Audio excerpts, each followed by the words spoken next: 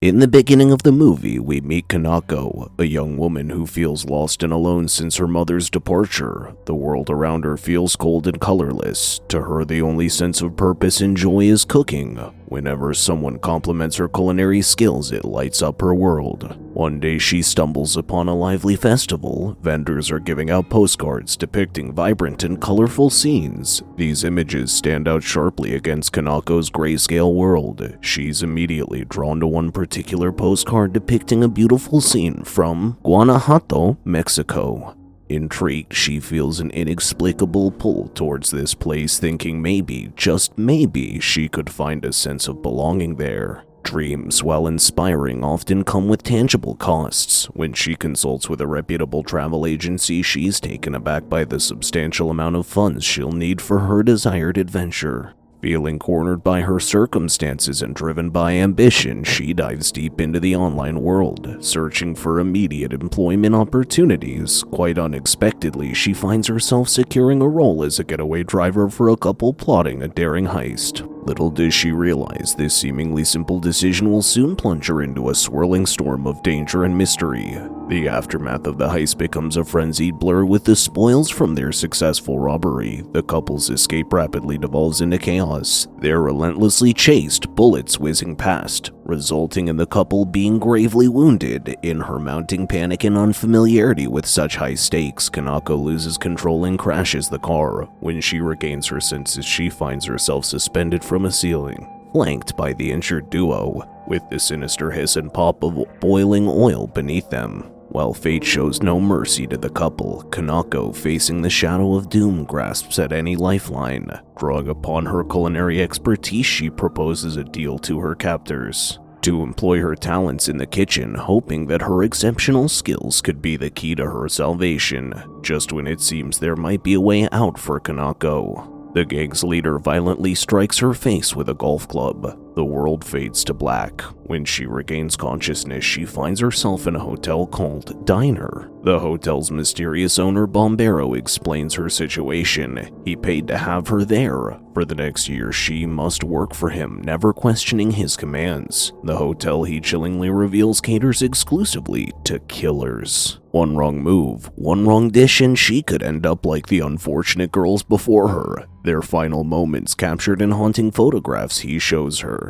Kanako opts for a shower, seeking clarity amidst the chaos. Freshened up, she's immediately met with a daunting order from Bombero. He demands she clean the toilet to such an extent that it would be lickable. Once she's done, he chillingly insists she prove its cleanliness by doing just that. As she hesitates, Bombero draws a knife, threatening her life. Luckily for her, a phone call interrupts this tense moment, saving her. Still in shock, Kanako thinks about escaping. She stumbles upon a room with a safe. Inside the safe, she discovers a bottle of exquisite diva wine. Recognizing its value, she decides to use it to negotiate with Bombero. They strike a deal. She won't destroy the valuable wine if Bombero promises not to hurt her for small mistakes. As a result, she can work more freely. Meanwhile, Bombero's frustrated, knowing she's hidden his prized possession. A few hours later, the hotel's first customer of the night arrives. The door opens one by one, controlled by Bombero, who verifies the guest via a monitor. The guest's name is Skin, a fitting name given the many scars on his face. Kanako greets him as he moves to a private room. The atmosphere becomes tense when a gang called Los Chicanos enters the hotel. The members Barro, Zorro, Arana, and Polia immediately take an interest in Kanako. They suggest Bombero sell her to them. In a desperate move to retrieve his wine, Bombero takes Kanako to the kitchen and demands she hand it over. When she refuses, Bombero throws her to the mercy of Los Chicanos. They seem ready to harm her when Skin intervenes. He wants to place his food order, and he's not about to let the gang get in his way. A brawl ensues. Skin, despite being outnumbered, manages to defeat all of the gang members. He then makes Bombero an offer he can't refuse. He wants to buy Kanako. After a brief negotiation, she is sold to him, and he finally places his well-deserved order. Once Skin places his food order and Kanako serves him, he kindly invites her to join him for the meal. But before she can respond, Bombero summons her away. The night continues with the arrival of two peculiar guests, Professor and Kid. While Professor appears disturbed and lost in his own thoughts, Kid, true to his name, is childlike in demeanor. Kanako serves them with Kid's order being a gigantic spread of candies. Kanako next serves a souffle to Skin. He's moved by the taste, saying it reminds him of the one his mother used to make. The surprising part? Bombero created this perfect dish just by listening to Skin's description. It turns out Bombero, before being the owner of the diner, was a deadly killer. Now he's a masterful chef. However, Skin's employment is short-lived. He finds a piece of silverware hidden inside his souffle. Alarmed, Kanako rushes to Bombero. Bombero admits he did it deliberately. Skin enters the kitchen expressing his frustration. Every time he orders the souffle, Bombero spoils it with some foreign object.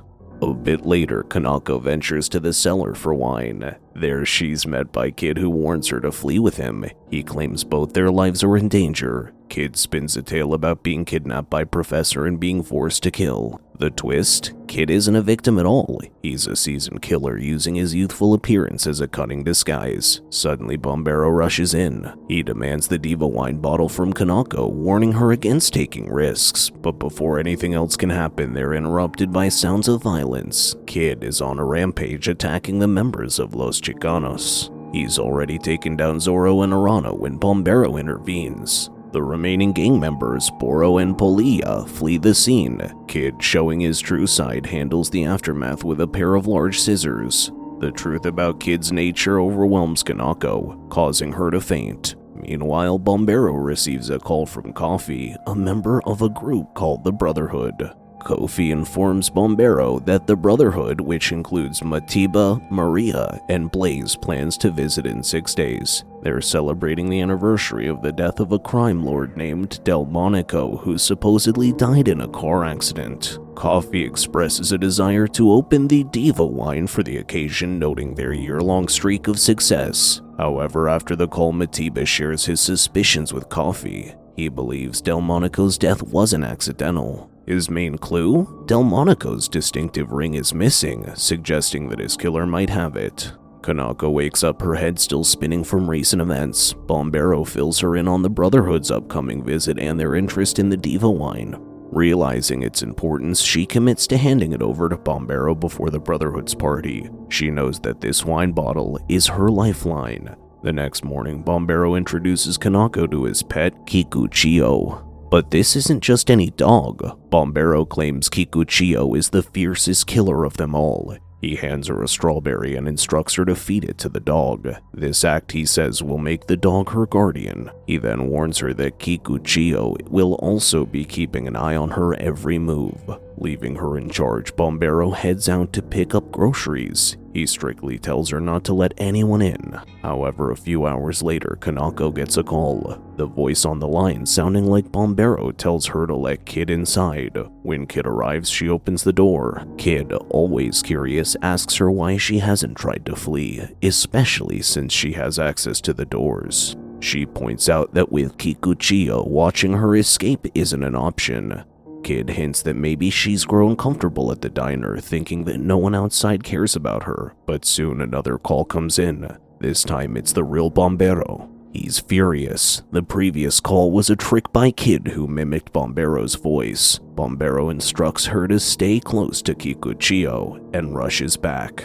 Suddenly, Kid turns violent. He flings sharp cards at Kanako, taunting her, saying she reminds him of the kids he's killed. He's been watching her fascinated since day one. Kikuchiyo jumps in trying to protect her, but gets hit by the cards. Yet the fierce dog isn't easily defeated. Kikuchiyo lunges at Kid, gripping his head firmly. Just in the nick of time, Bombero bursts in, ordering Kikuchiyo to release Kid. Battered but alive, Kid exits the hotel, declaring he has more killing to do before his time is up. After the chaos with Kid, Bombero decides to cook a special meal for Kanako. Each bite takes her back to her past, memories of her grandmother and her childhood. Dreams of opening her own restaurant flood back. While they're eating Skin, another visitor stumbles into the diner badly hurt. Bombero quickly helps him, dressing his wounds. Skin shares a secret. He has been looking into Delmonico's mysterious death and believes there's a betrayer in their midst. After hearing this, Bombero leaves, asking Kanako to keep an eye on Skin.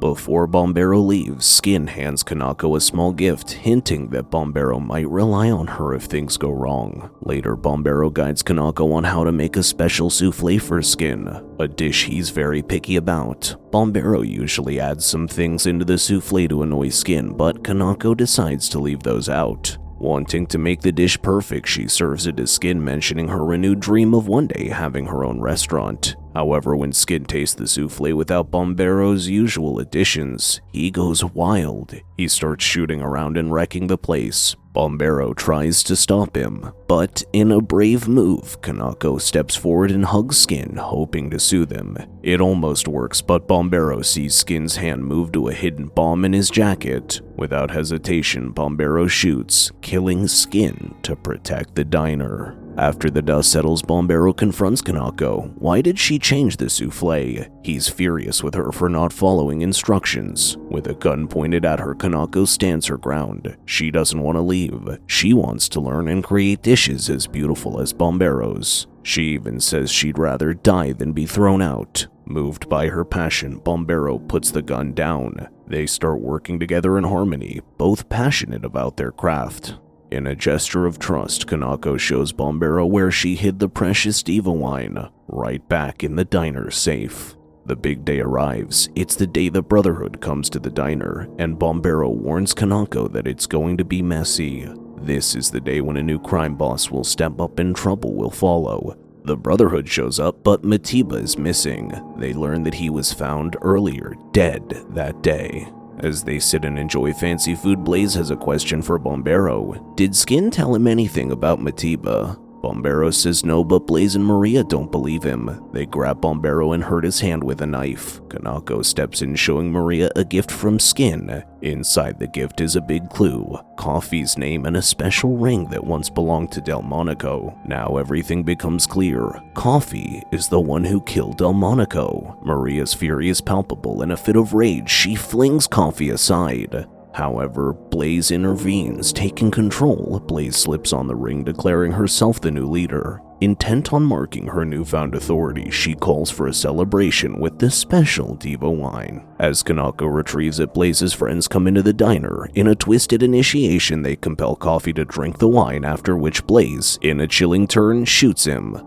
Blaze, wary of witnesses, believes Kanako has seen too much. She orders her men to eliminate Kanako before making her exit. Just as they close in on her, Bombero springs into action. With a fierce determination, he fends off several of Blaze's thugs, shielding Kanako, but not without a cost. He sustains injuries in the process. In a last-ditch effort, he manages to barricade the diner's entrance, affording them a temporary respite from the immediate threat. Knowing they don't have much time, Bombero and Kanako get ready to defend themselves. They make things to throw at Blaze's men like fire bottles and small bombs, and in the quiet before the fight, Bombero teaches Kanako how to cook a special dish. They cook together, knowing it might be their last meal. Suddenly, Blaze's men break in. Bombero, accompanied by his loyal dog, Kikuchiyo, launches into action, determined to shield Kanako from harm. Tragically, in the midst of the ferocious battle, Kikuchiyo is struck down. As the conflict intensifies, Bombero cleverly employs fire bottles to repel the advancing foes. He then engages Blaze directly, displaying immense resilience against her and her reinforcements. Despite 2 bullets lodged in him, Bombero's spirit remains unbroken. The final standoff sees Bombero and Blaze, swords drawn, in a tense head-to-head duel. Just as the odds seem insurmountable, with Bombero surrounded by an increasing number of Blaze's fighters, he ingeniously ruptures a gas line. With a spark, the room is consumed by a roaring flame. Amidst the chaos, Bombero locates Kanako and ushers her to safety, yet their escape is hampered by relentless pursuers. Bombero, enduring another gunshot, resourcefully uses a door as an improvised shield. He fends off several attackers before Kanako lands a decisive blow on the latest assailant. In a temporary quiet moment within a nearby store, Bombero reveals a concealed exit from the hotel. A vent. He entrusts Kanako with a necklace bearing a key, a lifeline to a bank account, ensuring she has the means to rebuild her life. Emphasizing the importance of dreaming big, he extracts a promise from her to reserve a seat for him at her future restaurant. as the gravity of their shared experiences pulls them together in a tender kiss. Kanako fervently promises to reserve a special place for him, not just in her future restaurant, but deep within her heart. Torn with emotion, Kanako departs, determined Bombero returns to confront Blaze for their final showdown. Despite enduring another gunshot, he is not finished yet. With a final act of defiance, he triggers a massive explosion. Time elapses, and the scene transitions to the colorful streets of Guanajuato, Mexico. Here, Kanako has realized her dream and runs a bustling restaurant aptly named Diner. True to her word, a restaurant table stands in a silent homage to Bombero. As the film draws to a close, the sound of the door creaking open diverts our attention. A familiar bark resonates, and Kikuchiyo walks in, closely followed by a rejuvenated Bombero. Their heartfelt reunion fills the room with joy, concluding the tale on a hopeful and uplifting note. Thank you so much for watching. Please don't forget to like and subscribe, hit that notification bell for more videos like this, and we'll see you in the next one.